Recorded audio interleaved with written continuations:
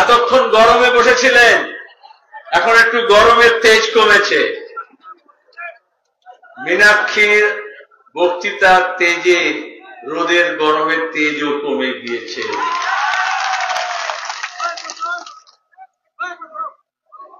আজকে 21শে জুন, অনেকেই বলল বামফ্রন্টের প্রতিষ্ঠা দিবস হয়েছিল 77-এ, আমরা সবাই জানি। এই আজকে এত সব কথা হচ্ছে, গুন্ডারাজ, চুরি, দাঙ্গা, ধর্ষণ, খুন। বামফ্রন্ট সরকার যখন ছিল তখন কথা হতো কিভাবে প্রাথমিক স্কুল হবে, সেটাকে জুনিয়র হাই হবে, হায়ার সেকেন্ডারি হবে, ওখানে আর্টস আছে, সায়েন্স চালু করতে হবে, ব্রিজ হবে, কালভার্ট হবে, হাসপাতাল হবে, হেলথ সেন্টার হবে। তাহলে বিজেপি তৃণমূল মিলে কি বলেছিল? লাল হটাও দেশ বাঁচাও। লাল হটেছে কিন্তু দেশ বাঁচেনি। তাই আজকে যদি দেশকে বাঁচাতে হয়, আবার লাল ঝান্ডা শক্তিকে মজবুত করতে হবে, এই শপথ আমাদের নিতে হবে। আর সে লড়াই লড়ছি আমরা। 21শে জুন 2 বছর আগে পঞ্চায়েত নির্বাচন, আজকের দিনে চোপড়াতে, উত্তর দিনাজপুরে নমিনেশন জমা দিতে যাবে বামপন্থীরা, তার সঙ্গে কংগ্রেসও ছিল। আর তৃণমূলের পুলিশ গুন্ডা বলল না, নমিনেশন জমা দিতে দেওয়া হবে না, হামলা করলো। কমরেড মনসুর আলম ডিএফআই কর্মী খুন হলেন 21শে জুন 2023। এই জেলাতে পঞ্চায়েত নির্বাচনের সময় হরিহর পাড়ার রিন্টু শেখ, লালগোলার রোশন খুন হয়েছিল, ওদের বাড়িতে গিয়েছিলাম। এখানে এই জায়গায় 100 দিনের কাজ কোর্ট বলছে জুলাই থেকে চালু করতে হবে। আমরা গিয়েছিলাম কোর্টে, ক্ষেত মজুর আন্দোলনের কর্মী, আমরা বামপন্থীরা লাল ঝান্ডা নিয়ে দাবি জানাতে এসেছিলাম। আমিও সেদিন ছিলাম।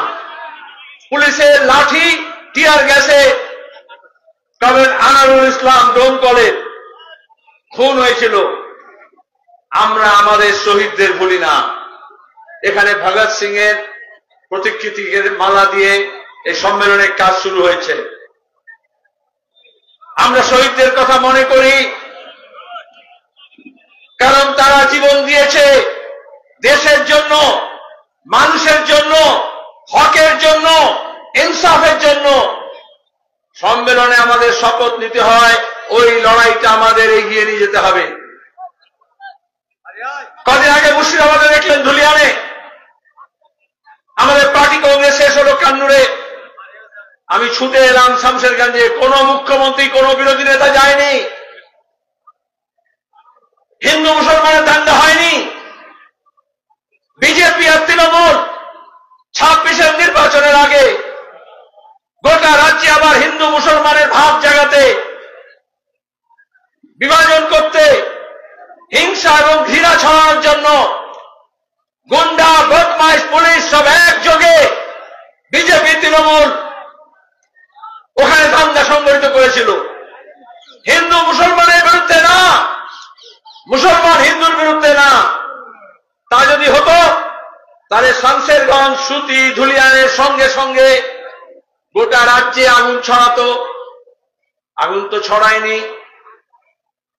তৃণমূল, বিজেপি, পুলিশ, কাগজ পত্রিকা সব বলছে কি ওই ওয়াকফ বিরোধী, ওয়াকফ আইন বিরোধী মিছিল হয়েছে, আন্দোলন হয়েছে, এই জন্য দাঙ্গা ছড়িয়েছে। তাহলে গোটা দেশে বিজেপি এই যে ওয়াকফ সম্পত্তি নষ্ট করার জন্য যে আইন নিয়ে এলো, তার বিরুদ্ধে তো সব জায়গায় প্রতিবাদ হচ্ছিল, গোটা দেশে প্রতিবাদ হচ্ছে। তাহলে গোটা দেশের কোথাও দাঙ্গা হলো না, দিল্লিতে, হায়দ্রাবাদে, কলকাতায় হলো না, তাহলে শামশেরগঞ্জে কেন হলো, মুর্শিদাবাদে কেন হলো প্রশ্ন করব না? আমরা বললাম তদন্ত করো, বিচার বিভাগীয় তদন্ত করো, জুডিশিয়াল ইনকোয়ারি। বিজেপি তৃণমূল কেউ বলছে না ইনকোয়ারি দরকার নেই। বলুক সাহস থাকলে, বুকের পাটা দেখলে দুধ কা দুধ পানি কা পানি হয়ে যাবে। কে করলো, কারা করলো?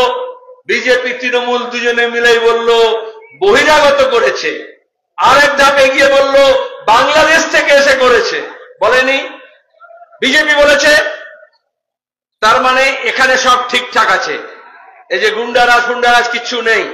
5 ঘন্টা পুলিশ ছিল না, আগুন জ্বলেছে, বিএলআরও অফিসের গাড়িতে আগুন লেগেছে, তাও পুলিশ আসেনি, ফায়ার ব্রিগেড আসেনি, সাধারণ মানুষের জন্য আসেনি। তাহলে আমরা প্রশ্ন করব না কেন, কে পুলিশকে হুকুম দিয়েছিল বেরিয়েও না? মমতা ব্যানার্জি পুলিশ মন্ত্রী, তাহলে পুলিশকে এনকোয়ারি করবে। আর এখন দেখবেন পুলিশ ধরপাকড় করছে।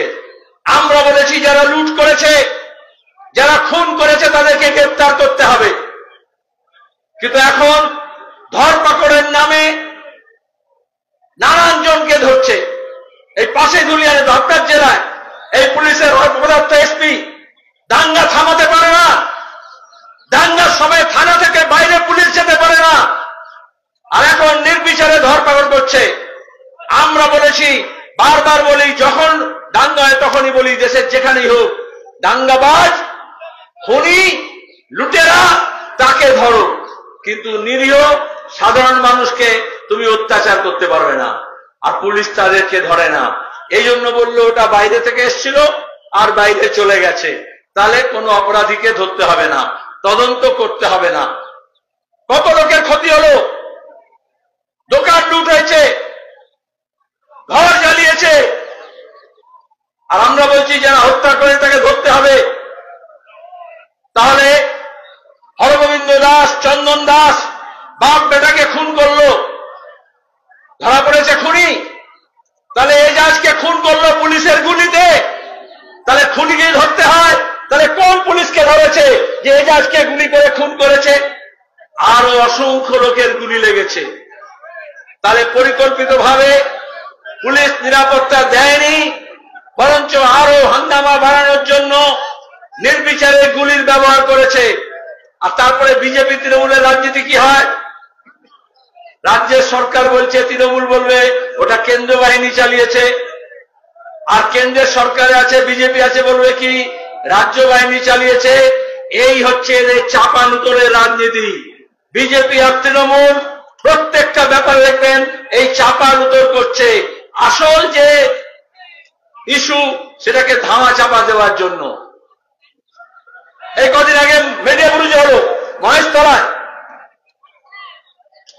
বিজেপি বেরিয়ে গেল শীতলা এই তুলসী গাছ নিয়ে, গোটা দেশে এমন অবস্থা করলো যেন কলকাতা মহেশতলায় ব্যাপক দাঙ্গা হয়ে গিয়েছে। পুলিশের থানার দেওয়ালের বাইরে হকারকে উচ্ছেদ করার জন্য আরএসএস ওখানে একটা রাতারাতি ঈদের ছুটিতে গেছে বাড়িতে ফল বিক্রেতা, সেখানে দাঁড়িয়ে তুলসী গাছ লাগিয়ে দিল। তুলসী তলা আমাদের সবার উঠোনে থাকে, বাড়িতে থাকে, শ্রদ্ধার জন্য থাকে, বিশ্বাসের জন্য থাকে, কিন্তু থানার দেওয়ালের সামনে লাগিয়ে দিল। আর তারপরে বলছে তুমি মুসলমান ফল বিক্রেতা, এখানে তুলসী তলা আছে, এখানে তুমি বসতে পারবে না।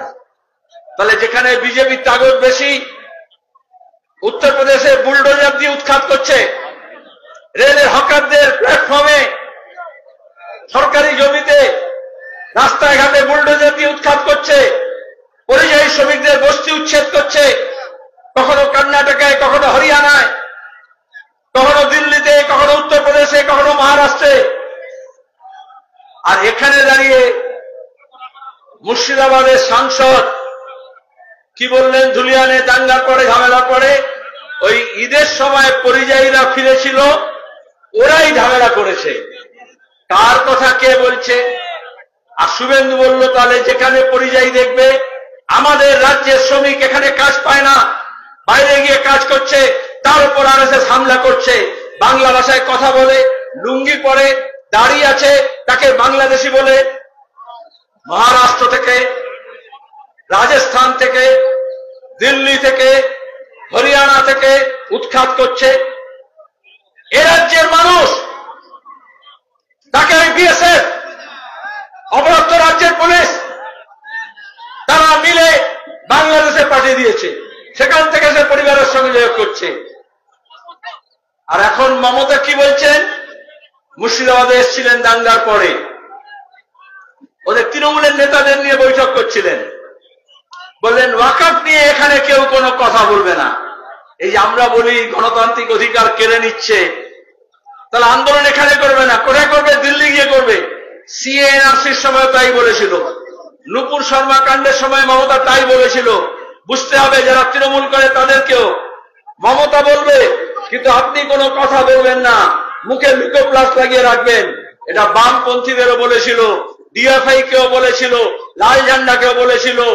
বামপন্থীদের লাল ঝান্ডার ডিওএফআই ধক আছে, হক কথা বলার জন্য কাউকে মুখে লিউকোপ্লাস্ট লাগাতে দেবে না। কিন্তু এবার মুসলমানদের ঠিক করতে হবে, যারা মমতা ব্যানার্জিকে ঠিকা দিয়েছে। আর মমতা ব্যানার্জি বলছে তুমি কোনো দাবি নিয়ে কথা বলবে না। দিল্লিতে বিজেপি সরকার ওয়াকফের বিরোধী আইন নিয়ে এসছে, আর এখানে তার দালাল মমতা বলছে মুর্শিদাবাদে এসে যে তোমরা এখানে করছো কেন, দিল্লিতে যাও। আর দিল্লিতে যে এমপিদের পাঠিয়েছিলেন এনআরসিসি এর সময় তাই, ওয়াকফ আইনের সময় তাই। মমতা ব্যানার্জি তৃণমূলের এমপিরা যখন ভোটাভুটি হলো তখন বিজেপির সঙ্গে চলে গেল। 1 ডজনের মধ্যে হাফ ডজন এমপি তারা ভোট দিল না। মমতা ব্যবস্থা নিয়েছে? তাহলে তো এত জিজ্ঞেস করতে পারতো তো তাদেরকে ডেকে, হ্যাঁ রে কেন ভোট দিলি না, কেন সব বিরোধীরা এক কাটতে হয় বললো, কেন তুই তৃণমূল। মমতা এত হেজাব পড়ে মুসলমান সাজছে, কলমা পড়ছে, এখন অবশ্য পড়ে না। আর যখন ওয়াকফের আইন হলো তখন ওখানে যারা দিল্লিতে পাঠিয়েছিলেন তারা ভূমিকা পালন করলো না। এই যে সবাই বক্তার পর বক্তা বলছিল না, ধ্রুব বলছিল না পথে নামতে হবে, আর্তিকা গান করলো না পথে এবার নামো সাথী। মানুষকে যদি লড়াই করতে হয়, ইনসাফ চাইতে হয়, হক চাইতে হয়, তাহলে রাস্তায় নেমে আসতে হয়। আর মমতা বলছে তোমরা রাস্তায় নামবে না। তাহলে মমতা একদিকে শাসক আর অন্যদিকে যারা শাসিত তারা এই আলাদা, এটা বুঝতে হবে। এটা দুনিয়া জোড়া। দক্ষিণপন্থী যখন উত্থান হয়, সে যোগী হোক, সে ট্রাম্প হোক, সে মোদী হোক, সে অমিত শাহ হোক, তারা মানুষকে বলবে এক কাট্টা হয়েও না, প্রতিবাদ করো না, রাস্তায় নেব না। এ শুধু বামপন্থীরা না, এই চাবুত্রায় আরজি করে ঘটনার পরে এই মুর্শিদাবাদ বহরমপুরের হাজারো মানুষ জড়ো হয়েছিলেন না, মহিলারা জনরা, এইখানে মাঠ উপচে পড়েছিল না রাস্তা দিয়ে। 14 তারিখের রাতে এই মীনাক্ষীরা আরজি করে ইনসাফের জন্য ওই 14 তারিখ রাত্রে আরজি করে সামনে লাগাতার ধর্ণা দিচ্ছিল না। মমতা কি করলো, তৃণমূল কি করলো? গুন্ডা পাঠিয়ে ওখানকার সাক্ষ্য প্রমাণ সব লোপাট করার চেষ্টার জন্য ভাঙচুর চালালো। পুলিশ কোনো ব্যবস্থা নিয়েছে, কোনো তদন্ত করেছে? এদেরকে সবাইকে লালবাজার ডাকছিল। ভয় পাবেন না, 2 ডজন ডিএফআই এসএফআই কর্মীকে লালবাজারে রেখেছিল। আমরা উকিল দিয়ে ওদের সবাইকে পাঠিয়েছিলাম। কেউ কেন পালাবে? বামপন্থীরা আইন দিয়ে বলা হয়েছিল, আরে যে মেয়েটাকে ধর্ষণ করলো, গণধর্ষণ করলো, খুন করলো, লাশ গুম করার চেষ্টা করলো, সেই প্রিন্সিপাল, সেই পুলিশ, তুমি তাদেরকে ধরো, অপরাধীকে ধরো। কিন্তু না, ওরা যারা প্রতিবাদ করবে তাকে। বিজেপি আর তৃণমূলের মধ্যে তফাৎ দেখেছেন? পেহেলগাঁওতে পাকিস্তানের মদত নিয়ে পাক মদত পুষ্ট সন্ত্রাসবাদীরা এসে পেহেলগাঁওতে খুন করলো 26 জনকে। এই বিজেপি তৃণমূলের আইটি সেল সব এক হয়ে গেল। কাকে গালাগাল দিচ্ছে? সেকু মাকুকে। আরে তুই সন্ত্রাসবাদের বিরুদ্ধে না, পাকিস্তানের বিরুদ্ধে না, মার্ক্সবাদীদের বিরুদ্ধে, ডিএফের বিরুদ্ধে, বামপন্থীদের বিরুদ্ধে, ধর্মনিরপেক্ষতার বিরুদ্ধে। ওই সন্ত্রাসবাদীরাও তাই। পরে মোদী বলেছে, তার আগে বিদেশ সচিব বলেছে, ওরা খুন করেছিল মানুষকে এসে, কারণ ওরা চেয়েছিল যাতে গোটা দেশে হিন্দু মুসলমানের মধ্যে মারামারি হয়ে যাক, দাঙ্গা হাঙ্গামা হয়ে যাক। তাহলে আমরা বলেছিলাম পহেলগাঁওর পরে যে গোটা দেশকে এক কাট্টা করতে হবে, যুদ্ধ হোক আর সন্ত্রাসবাদ হোক, দেশের মানুষকে ঐক্যবদ্ধ করতে হবে। সন্ত্রাসবাদীরা চেয়েছিল মানুষকে ভাগ করতে, আরএসএস কি চেয়েছিল, শুভেন্দু কি চেয়েছিল, বিজেপি কে চেয়েছিল? এই পাড়ায় মহল্লায়, চায়ের দোকানে, রাস্তায় ঘাটে, খবরের কাগজে, টেলিভিশন চ্যানেলে খুব হিন্দু মুসলমান হচ্ছিল, ভাগ করার চেষ্টা করছিল। আর মিডিয়া যখন ভোটের সময় করে না, লোকে বলে সেলিম ভাই আপনাকে জেতাবো, অদিতদাকে জেতাবো, সবাই ভোট দেবো। তারপরে ভোটের পরে বলে এমন কি হলো 3 দিনে সব এদিক ওদিক ডুপ্লেট হয়ে গেল, বলে না? ওই গুন্ডাজ, বদমাইশ, টাকা, পুলিশ সব মিলে এক কাটতে। ইলেকশন কমিশন আপনারা দেখেছেন মহারাষ্ট্রে আপনারা দেখেছেন দিল্লিতে, আপনারা দেখেছেন হরিয়ানায়, যারা ভোট পরিচালনা করবে তার মধ্যেও দলদ। এই জন্য গণতন্ত্রের জন্য লড়াই লড়তে হবে আমাদের দেশে। আমাদের রাজ্যে বিজেপি আর তৃণমূল মিলে মানুষের অধিকার কেড়ে নিচ্ছে। লড়াইটা নিজের অধিকারের, সে অধিকার বেকার ছেলে মেয়েদের কাজের অধিকার হতে পারে, আমার ঘরের ছেলে মেয়েদের শিক্ষার অধিকার হতে পারে, স্কুল কলেজ সব তুলে দেওয়ার ব্যবস্থা করছে, আমার বাপ মায়ের স্বাস্থ্যের অধিকার হতে পারে, অসুস্থ হলে চিকিৎসা, সরকারি ব্যবস্থাকে ভেঙে চুরমার করে দিচ্ছে। এখানে মোদি মমতা ট্রাম্প কারুর কোনো তফাৎ নেই। আমরা বললাম ভারত পাকিস্তানের যুদ্ধ করো না, আলোচনা করো, বললো এরা দেশদ্রোহী। আর ট্রাম্প বললেন, পাকিস্তান ভারতকে দুজনকে বললেন, ওই যে শাহবাজ শরীফকে আর মোদীকে, ফেরোজ কোথায় যাচ্ছিস, যুদ্ধ করছিস কেন, আমরা তোকে ব্যবসা দেবো, বাণিজ্য দেবো, টাকা দেবো, যুদ্ধ বন্ধ করে দে। অমনি 56 ইঞ্চি ছাতি কি হলো, ওটা 4 ফুট 8 ইঞ্চি হয়ে গেল। যেটা ছিল 56 ইঞ্চি সেটা 4 ফুট 8 ইঞ্চি হয়ে গেল। তারপরে গোটা বিশ্বকে গিয়ে বলল সর্বদলীয় সব এমপিরা যেতে হবে, সবাইকে গিয়ে বলতে হবে। আমরা বললাম হ্যাঁ যাব। এই রহিম তো পাহেলগাঁওতে গেল আমাদের পার্টির নেতৃত্বে, মোদী সাহস হলো না ওখানে যাওয়ার জন্য, আক্রান্ত মানুষের পাশে গিয়ে দাঁড়ানোর জন্য। সীমানায় যেখানে গোলাগুলি হলো, আমাদের চাষি মরল, তাহলে সেখানে গেলেন না। এখন কি করছেন, মিলিটারি ড্রেস পরে হাতে মেশিন গান নিয়ে, যেন মনে হচ্ছে ভারতীয় সেনা যায়নি, মোদী গিয়েছিল যুদ্ধ করতে, বিজেপি তিরঙ্গা ঝান্ডা নিয়ে এখন ভোট চাইতে নেমে পড়েছে। এই হয়, এই ধরনের মেগালোমেনিয়া আছে, মমতা হোক, ট্রাম্প হোক আর মোদী হোক, এই দক্ষিণ পন্থার উত্থানের ফলে এমন সব হাত পাগল লোক নেতা হয়। পাগলামি না, এটার মধ্যে একটা ব্যাপার আছে। কিরম ব্যাপার দেখেছেন, ভারত পাকিস্তান যখন যুদ্ধ করছিল, ট্রাম্প বলল আমি যুদ্ধ থামিয়ে দিচ্ছি, আর এখন ইরান আর ইসরায়েল হচ্ছে। আরে ভারত পাকিস্তানে যা হলো তা তো নকল যুদ্ধ, আমি পরিষ্কার বলছি। তো ভিডিও গেম হয়েছিল টেলিভিশন চ্যানেলে, বলছিল না ইসলামাবাদ দখল হয়ে গেল, করাচি বন্দর চলে গেছে, ওই পাকিস্তান সেনা সারেন্ডার করে নিয়েছে, পাক অধিকৃত কাশ্মীর আমরা দখল করে নিয়েছি। এসব এক রাতে তো খাওয়ার ঘুম ছুটিয়ে দিয়েছিল। যেমন বাচ্চারা ভিডিও গেম দেখে, ওরা গোটা দেশের 100 কোটি মানুষকে ভিডিও গেম দেখাচ্ছিল। আর যুদ্ধ তো এখন হচ্ছে, দেখছেন, সে ইরানেই হোক আর তেল আবিবে হোক, ধ্বংসলীলা দেখছেন তো। এই জন্য আমরা যুদ্ধের বিরুদ্ধে, সাধারণ মানুষ হাহাকার করে। আর এখন ভারত সরকারও বলছে পারস্য উপসাগরে যুদ্ধ মানে তেলের দাম বেড়ে যাবে, জ্বালানির দাম বেড়ে যাবে, গ্যাসের দাম বেড়ে যাবে। ইতিমধ্যে কাঁচা তেলের দাম বেড়ে গেছে, তাহলে তার প্রভাব আমার চাষির সারের দামেও পড়ে, আমার বাস ভাড়াতেও পড়ে, আমার টোটো ভাড়াতেও পড়ে। একটা পাওয়ার টিলার চালাতে হলো, ট্র্যাক্টর চালাতে হলো তেল লাগে, বিজলির জন্য লাগে। তাহলে আমরা, এটা আমাদের অভিজ্ঞতা, যখনই ওখানে যুদ্ধ হয়েছে তেলের দাম বেড়ে গেছে। অন্য দেশে যুদ্ধের সময় দাম বেড়ে যায়, আবার যুদ্ধ থেমে গেলে কমে যায়। আমাদের দেশে, আমাদের রাজ্যে একবার যে দাম বাড়ে, ওটা যুদ্ধ থেমে গেলেও আর কমে না। আর যুদ্ধের সময় কিছু লোকের আঙুল ফুলে কলা গাছ হয়ে যায়, কালোবাজারি হয়। যেমন দাঙ্গার সময় লুটতরাজ হয়, ওরা মুনাফাখরি হয়, মজুদদারি হয়, সাধারণ মানুষের মধ্যে হাহাকার হয়।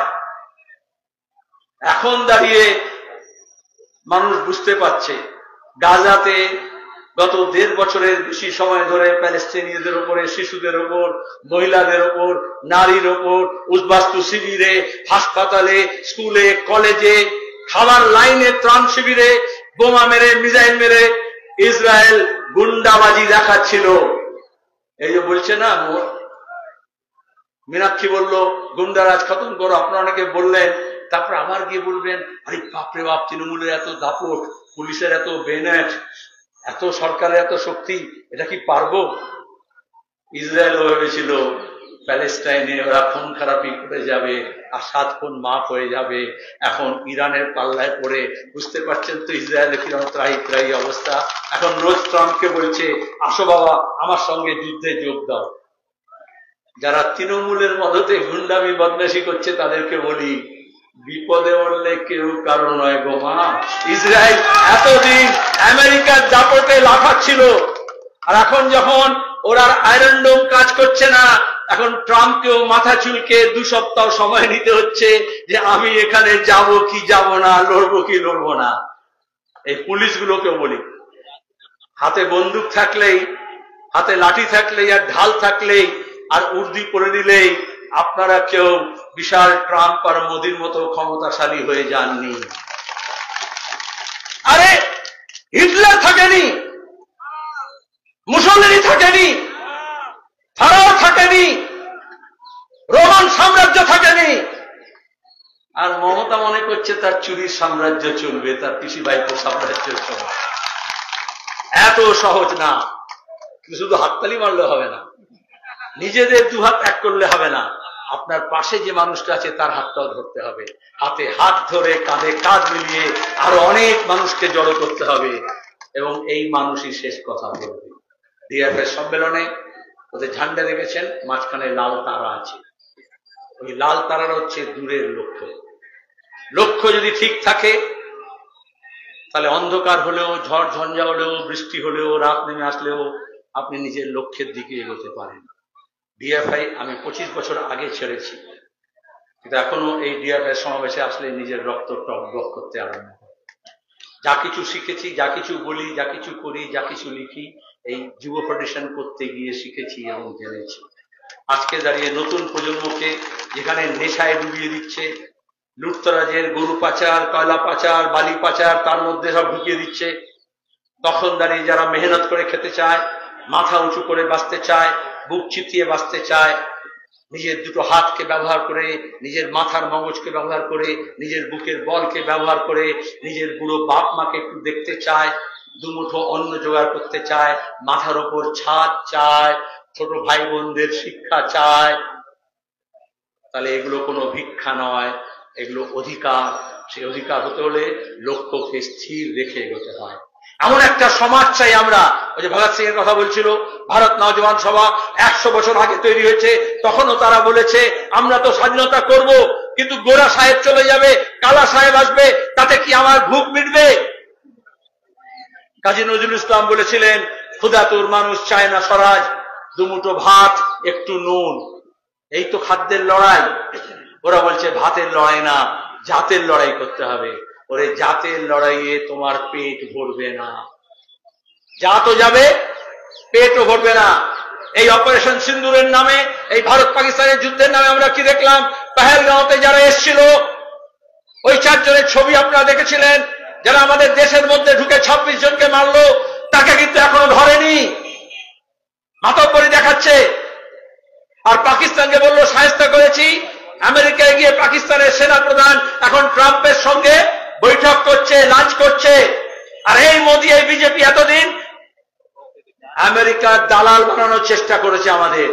তাহলে আমাদের স্বাধীন বিদেশ নীতি থাকলো না, আমাদের সার্বভৌম সরকার থাকলো না। ভগৎ সিংরা কি বলেছিলেন?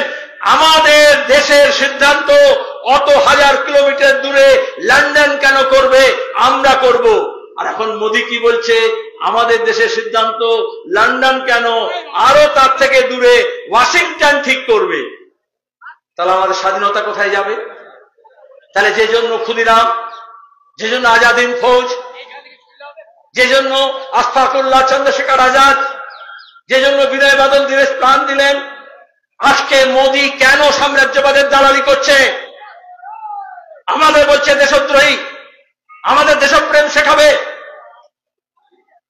যারা ব্রিটিশ সাম্রাজ্যবাদের বিরুদ্ধে লড়াই করেছে, আমরা তাদের উত্তরাধিকার বহন করছি। আর এই জন্য সাম্রাজ্যবাদের বিরুদ্ধে যে লড়বে, আধিপত্যবাদের বিরুদ্ধে যে লড়বে, তার পাশে আমরা দাঁড়াবো। ভিয়েতনামের পাশে দাঁড়িয়েছিলাম, কিউবার পাশে দাঁড়িয়েছি, প্যালেস্টাইনের মানুষের পাশেও দাঁড়ানো আমাদের কর্তব্য। কারণ তারা আধিপত্যবাদের বিরুদ্ধে, সাম্রাজ্যবাদের বিরুদ্ধে, জায়ানবাদের বিরুদ্ধে লড়ছে। আর যারা ধর্ম দেখে হিন্দু মুসলমান করছে, ধর্ম, আরে ইহুদি ধর্মকে ব্যবহার করে জায়ানবাদীরা তারা প্যালেস্টিনীয় জনগণের অধিকার কেড়ে নিচ্ছে, ভূখণ্ড কেড়ে নিচ্ছে। এই ধর্মের লড়াই হতো তাহলে ইরান মুসলমান, তাই তো?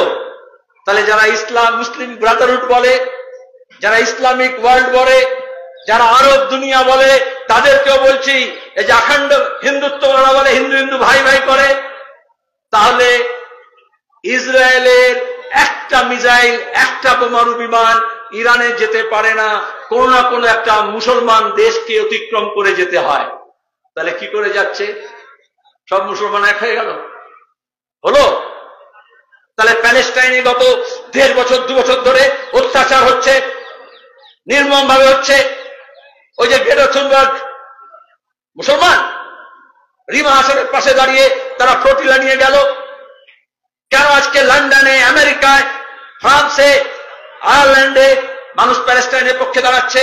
এটা মানবতার প্রশ্ন, এটা মানুষের অধিকারের প্রশ্ন, এটা শান্তির প্রশ্ন, এটা যুদ্ধের বিরুদ্ধে প্রশ্ন। এটা বুঝতে গেলে রাজনীতি বুঝতে হয়, আর তা না হলে শুধু ধর্মের নামে ধর্মীয় উন্মাদনা তৈরি করে, যুদ্ধ উন্মাদনা তৈরি করে বাঁচা যাবে না। আজকে গোটা পৃথিবী আমরা খুব সংকটের মধ্যে আছি, আমাদের দেশও সংকটের মধ্যে আছে, রাজ্য সংকটের মধ্যে আছে। এখানে যারা ধর্মের ওড়না পড়ে, যারা ধর্মীয় উন্মাদনা তৈরি করে রাষ্ট্রকে শাসন করতে চাইছে, দুনিয়াকে মুঠোয় নিতে চাইছে, তারা আমার জমি, আমার কারখানা, আমার কাজ, আমার অধিকার এই সব কেড়ে নিচ্ছে। তখন কিন্তু ধর্ম দেখছে না। ট্রাম্প বললেন প্যালেস্টাইন খালি করে দাও, গাজায় আমি একটা রিসোর্ট করে দেবো। এখন বললেন তেহরান খালি করে দাও, যেন পৃথিবীটা এদের বাপের জমিদারি। এজন্য যারা মানবতাবাদী, যারা শান্তিবাদী, যারা শান্তিকামী, তাদের সবাইকে এক কাট্টা হয়ে এই যুদ্ধবাজের বিরুদ্ধে বলতে হয়। কিন্তু এখানে ধর্মের নামে যদি দেখা হয়, তাহলে ওটাকে ধর্মীয় আবরণ, ওটা ধর্মীয় ওড়না, আসলে ধর্ম নয়। ধর্ম